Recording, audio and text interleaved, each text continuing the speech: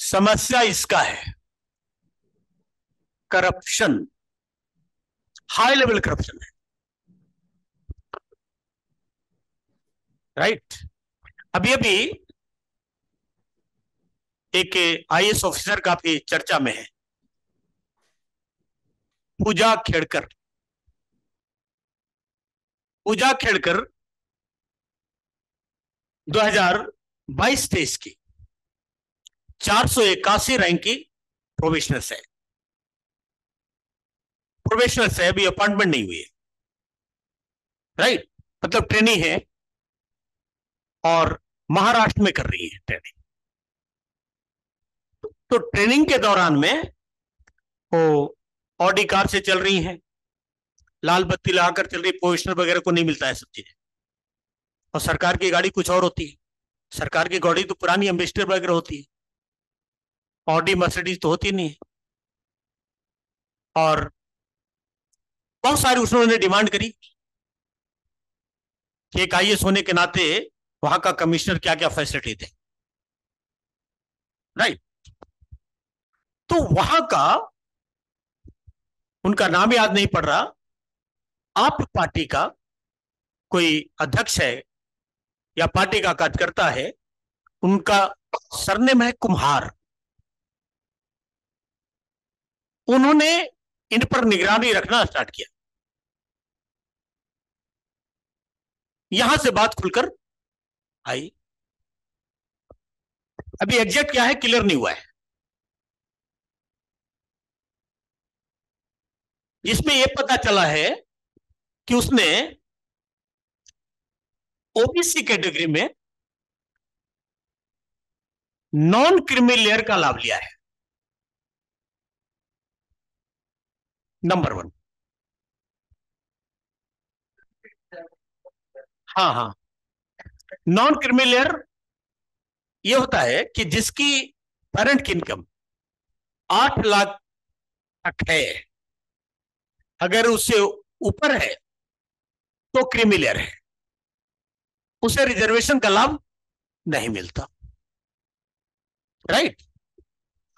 Number 1। जबकि इसकी parent father की प्रॉपर्टी लगभग 44 करोड़ है और इसके नाम की प्रॉपर्टी लगभग 22 करोड़ है।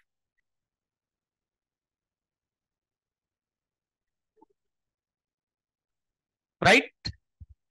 सर्टिफिकेट इन्होंने क्या लगाया, नॉन क्रिमिनल। इसके अलावा डिसेबिलिटीज का भी लगाया, ब्लाइंडनेस का, दृष्टि बाधित, विकलांगता का। राइट। ये भी लगाया। अपॉइंटमेंट हो गई, सॉरी रिक्रूटमेंट हो गई, प्रोबेशन पीरियड में है भी, अभी पक्की अपॉइंटमेंट नहीं होती, ये ट्रेनिंग पीरियड होता, सीखना होता है। और मोस्टली ट्रेनिंग स्टेट कैडर में होता है। जिस स्टेट के लिए आपकी सिलेक्शन हुई है, पहले यूपीएससी आपको कैडर सेलेक्ट करती है, होम कैडर नहीं जाता, और इन्हें होम कैडर मिला हुआ है। महाराष्ट्र की है तो महाराष्ट्र की। इनके जो फादर है वो किसी पार्टी से लोकसभा के चुनाव लड़ते हैं।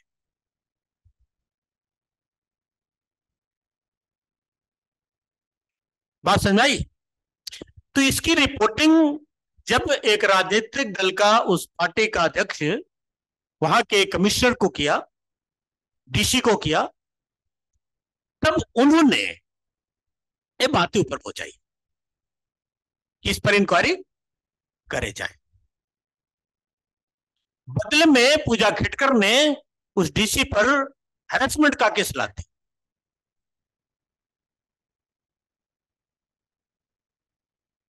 राइट। अब उन्हें लाल बहादुर शास्त्री एकेडमी वापस बुलाया गया है। प्रश्न ये नहीं है कि ये काम हुआ, ये काम हुआ, दिव्यांगता सर्टिफिकेट लगाई, नॉन क्रिमिनल का है। प्रश्न ये है कि यूपीएससी काम कैसे करती है। ये तो यूपीएससी पर प्रश्न चिन्ह है, जिसके लिए लाखों आदमी दिन भर बच्चे मरते हैं, जीते हैं। तो क्या इसकी वेरिफिकेशन सर्टिफिकेट नहीं हुई? वेरिफिकेशन दिव्यांगता का नहीं हुआ? विदाउट वेरिफिकेशन कैसे हो गई? यूपीएससी भारत सरकार की सबसे विश्वसनीय एजेंसी मानी जाती है, उस पर प्रश्न है,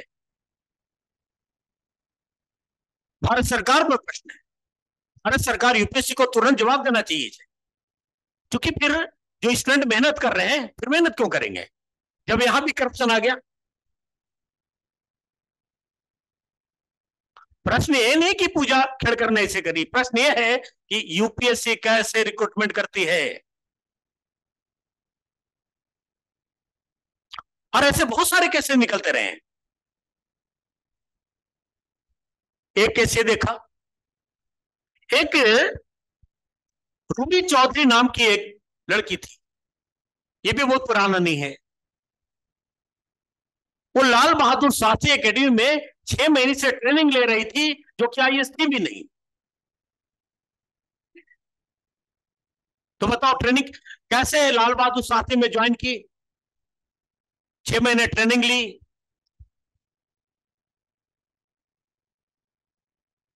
प्रोजेक्ट भी बना रही थी, कुछ समझ में नहीं आता घपला कहां है।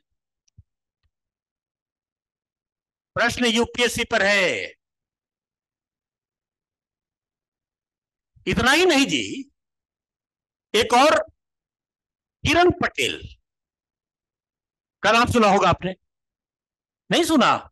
काफी सुर्खियों में थी। ये पीएमओ का ऑफिसर बन करके जम्मू कश्मीर का दौरा कराई और पूरा राजकीय सम्मान से गई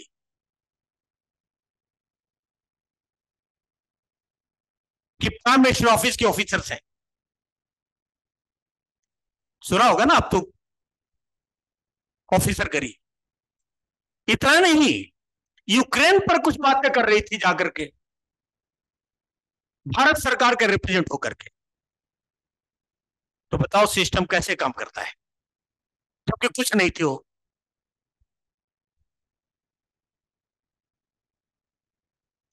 बड़े दुर्भाग्य की बात है ये हंसने वाली और मजा लेने वाली बात नहीं है।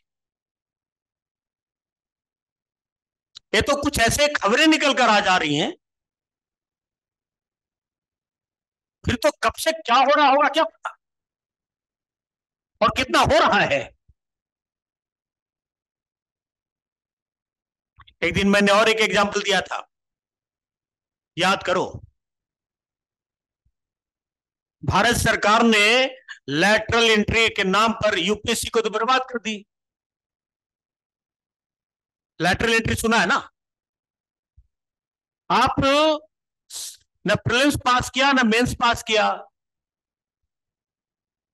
सिर्फ नॉर्मल इंटरव्यू हुए और उन्हें ग्रुप ए ऑफिसर बना दिए गए।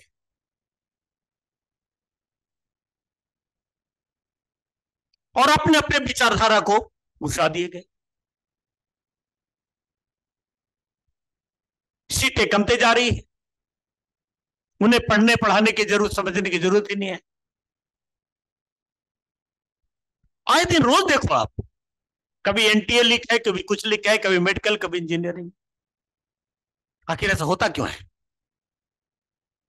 ये तो आज इंफॉर्मेशन टेक्नोलॉजी का युग है जो दिख गया, कुछ निकल कर आ गया सोशल मीडिया के कारण से। जैसे भी कितना सच है कितना झूठ है, ये तो वेरिफिकेशन का विषय है। लेकिन प्रश्न चिन्ह तो जबरदस्त है जी, इससे सरकार को बचना नहीं चाहिए, सरकार को इमीडिएट जवाब देना चाहिए, क्योंकि यूपीएससी की क्रेडिबिलिटी खतरे में है। फिर आप क्यों पढ़ोगे, क्यों इतना मेहनत करोगे? यानी वहां भी शायद नेपोटिज्म चलता है क्या? ये सारे बहुत सारे इश्यूज हैं इस पर। टीसीएस में सुनते ही रहते हैं, हर स्टेट का फैलियां भी चलते रहती है, अपने अपने लोग को ज्वाइन भी करा लेते हैं। तो बताओ, इस तरह के ऑफिसर चुनकर गए तो ये सारे प्रोग्राम पॉलिसी इंप्लीमेंट होगी। इसलिए भारत सरकार का जो डिपार्टमेंट ऑफ पर्सनल है, कार्मिक मंत्रालय, उसने सिविल सर्विस के सिलेबस में रिफॉर्म की, एथिक्स वगैरह जोड़ा गया, एडमिनिस्ट्रेटिव एथिक्स, या सी सेट का जो पोर्शन है, मैथमेटिकल छोड़कर ये सब तो एडमिनिस्ट्रेटिव एथिक्स है। फिर आपने इतने बड़े इंटरव्यू लिए, किस लिए लिया था आपने? जब कैंडिडेट को आप समझ नहीं सके कि उसमें एडमिनिस्ट्रेटिव एथिक्स है कि नहीं है, वो झूठ बोल रहा है कि नहीं बोल रहा, सच बोल रहा है कि नहीं बोल रहा, इंटरव्यू किस लिए होता है? To check the attitude and aptitude, honesty, loyalty of the candidates. तो फिर इंटरव्यू कैसे होता है जी? जबकि सबसे विश्वसनीय एजेंसी मानी जाती है। इंटरव्यू इसीलिए होता है कि जो कैंडिडेट प्रीलिम्स मेंस पास करके इंटरव्यू में आया, उसके एडमिनिस्ट्रेटिव एप्टीट्यूड को समझा जाए, उसे ईमानदारी, सच्चाई कितना, सिलेक्शन कैसे कर लिया आपने, ट्रेनिंग में कैसे भेज दिया, बिना वेरिफिकेशन का सब काम होता है। ऐसे बहुत सारे केसेस मिलते रहे हैं। अभी देखो आगे क्या होता है।